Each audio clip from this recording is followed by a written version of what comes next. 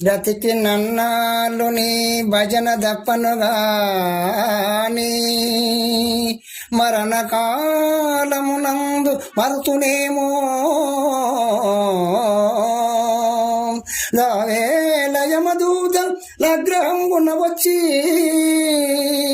ప్రాణములు ప్రకలించి పట్టినప్పుడు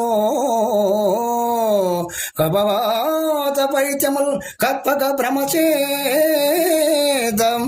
కంప ఉద్భవమందు కష్టపడుసో నా జన్మతో నిన్ను నారాయణయనుసో పిలుతునో శ్రమ చేత పిలువలేనో నాటికి పొడెదలతోని నామ భజన తలిసెద వినవయ్యం చెవులార ధైర్యముగా